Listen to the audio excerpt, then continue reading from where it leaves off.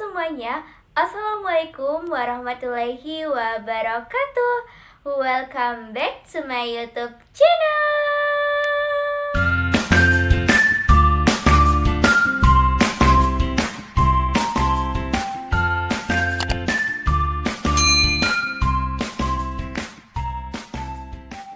Yap, di video kali ini berbeda dari video sebelumnya karena kemarin aku membahas seputar jalur seleksi penerimaan mahasiswa baru, mulai dari jalur SNPTN, jalur SPAN, jalur SNPN, SBMPN, SBMPTN, sampai di akhir jalur seleksi mandiri.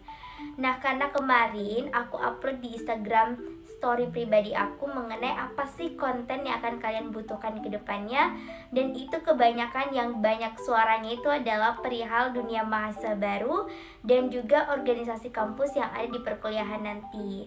Nah, tapi buat kalian yang baru ketemu dengan video ini, jangan lupa like, share, dan subscribe supaya aku tambah semangat lagi upload videonya. Dan tentu juga aku bisa sharing pengalaman-pengalaman yang aku bisa bagi ke teman-teman semua, dan bisa kamu mengambil hal-hal baik ke depannya. Nah, di video kali ini aku akan membahas mengenai istilah-istilah apa saja yang wajib kamu ketahui, apalagi kamu mahasiswa baru di angkatan tahun 2022. Oke, so tidak perlu berlama-lama lagi, langsung saja simak video ini sampai akhir.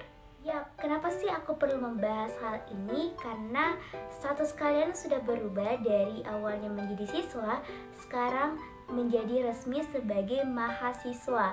Berarti tingkatannya lebih di atas siswa.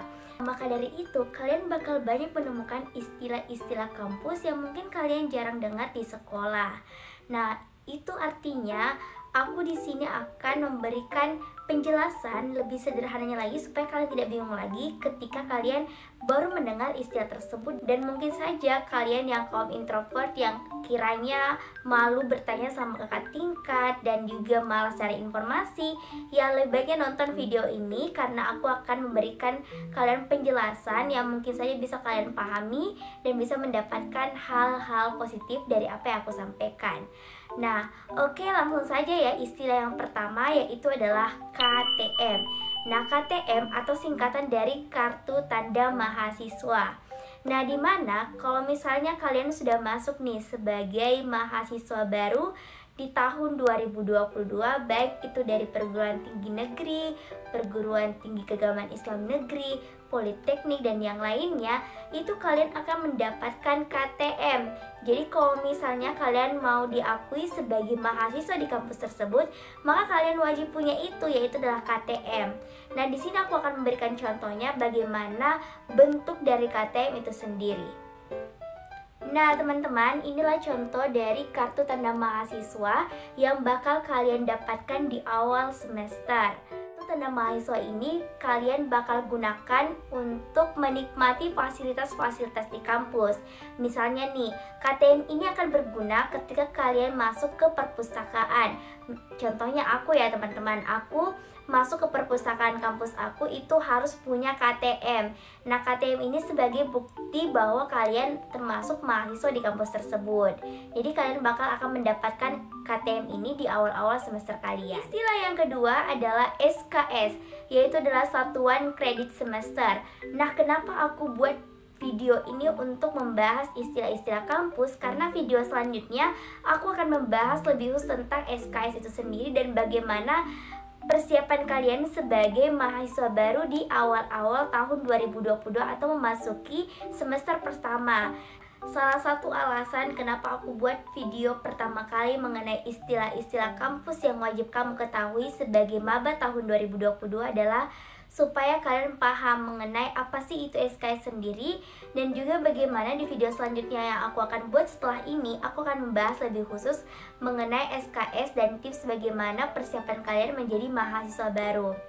Nah, SKS itu kalau kita ibaratkan di sekolah itu adalah mata pelajaran, di mana SKS itu merupakan satuan mata kuliah yang kamu ambil per semesternya. Biasanya di saat semester pertama itu SKS masih disusun otomatis oleh pihak kampus. Jadi biasanya itu ada mata kuliah jurusan, ada mata kuliah fakultas, ada mata kuliah universitas di semester pertama. Lalu kemudian di semester selanjutnya kamu boleh mengambil tambahan mata kuliah. Nah, misalnya IP kamu itu memenuhi kriteria untuk bisa mengambil SKS lebih, maka kamu bisa menambah jadi 24 SKS. Jadi ingat ya teman-teman, SKS itu diibaratkan kalau di sekolah itu adalah mata pelajaran, sedangkan kalau di kuliah itu adalah satuan mata kuliah yang kamu ambil per semesternya. Nah, untuk semester pertama itu biasanya 22 SKS, kemudian di semester kedua bisa kamu pilih sesuai dengan kebijakan kampus. Jika kamu menambah bobot SKS kamu di setiap semesternya, maka kamu akan lebih cepat progresnya dibandingkan teman-teman kamu. Yang penting, kamu yakin bahwa kamu menambah SKS itu dan kamu kelak nanti tidak akan mengulang. Jangan sampai kamu sudah menambah SKS tapi itu kamu mengulang juga, maka itu hanya membuang waktu kamu sia-sia. Jadi lebih baik kamu kenali dulu kemampuanmu. Kalau misalnya sudah mantap dan yakin bahwa kamu bisa memaksimalkan untuk semester depannya untuk menambah bobot SKS itu menjadi 24 SKS. Jadi itu sih kembali ke kaliannya masing-masing. Jadi ingat ya, pertama-tama kalian itu perlu memahami tentang SKS itu sendiri. Dan kalau misalnya kalian belum paham dengan cara aku menyampaikan, boleh kamu tanya juga ke tingkat kamu yang mengambil riwayat SKS di semester-semester lalunya. Oke?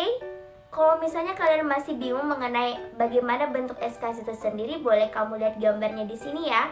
Nah, kelihatan di gambar bahwa ada mata kuliah, kemudian bobot SKS, ada 2 SKS, ada 3 SKS, dan semester pertama 22 SKS.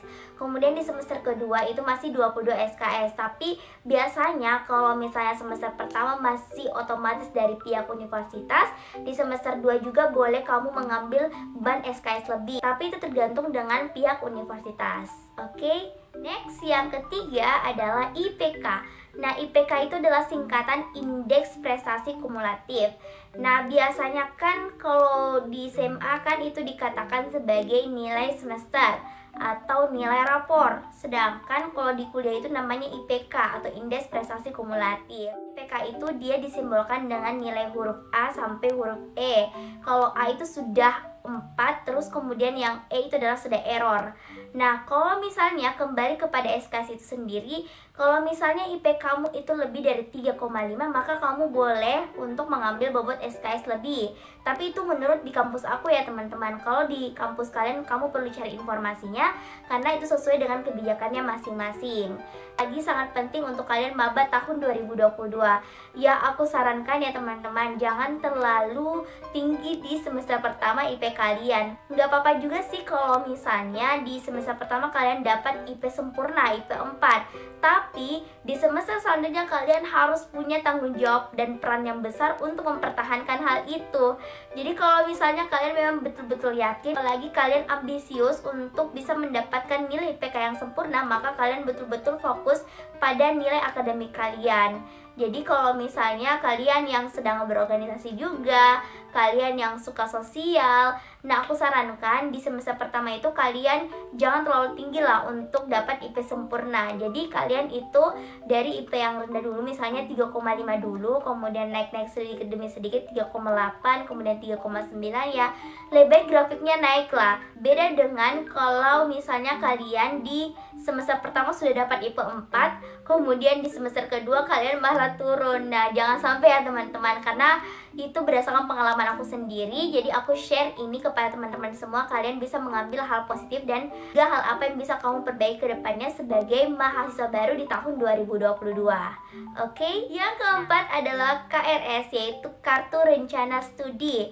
Nah, KRS itu sendiri itu berisikan sejumlah daftar mata kuliah dan juga jumlah SKS. Nah, seperti di gambaran sebelumnya kan ada di situ ada SKS dan juga mata kuliahnya. Nah, itu tergabung dalam bentuk kartu rencana studi. Sebelum pandemi COVID-19 itu ada, KRS-nya masih dalam bentuk fisik, tapi sekarang itu sudah ada bentuk online. Jadi kalian tinggal masuk ke portal ataupun web yang disediakan oleh kampus kalian untuk masuk ke portal akademik untuk melihat kartu rencana studi kamu dalam 1 semester ke depan. Jadi sudah paham ya teman-teman? Selanjutnya istilah yang kelima adalah dosen PA.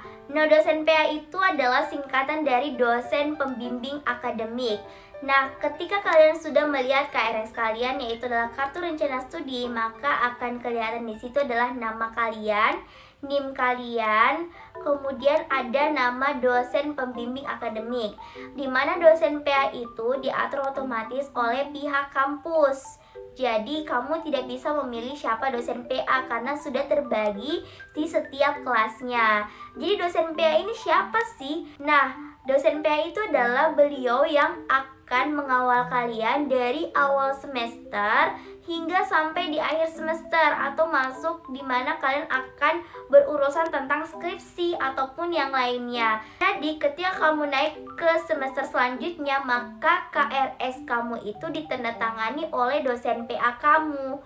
Terus kemudian di akhir kalau misalnya kamu sudah masuk ke semester 7, lalu kamu mau mengurus skripsi ataupun seputar tentang judul dan juga apapun itu, maka kamu akan meminta konsultasi dengan dosen PA. Begitupun juga jika kamu ingin mengambil bobot lebih SKS, maka kamu konsultasinya dulu ke dosen pembimbing akademik. Nah, jadi kalau misalnya kamu masih belum paham, boleh tanya di kolom komentar ya teman-teman. Next ya, ke istilah kata selanjutnya adalah dekan. Dekan adalah dosen yang ditunjuk untuk memimpin sebuah fakultas.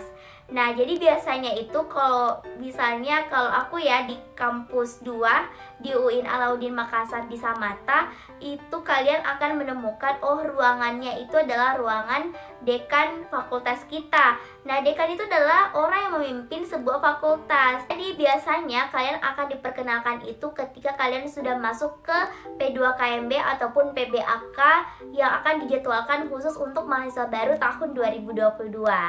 Oke, istilah kata selanjutnya adalah rektor.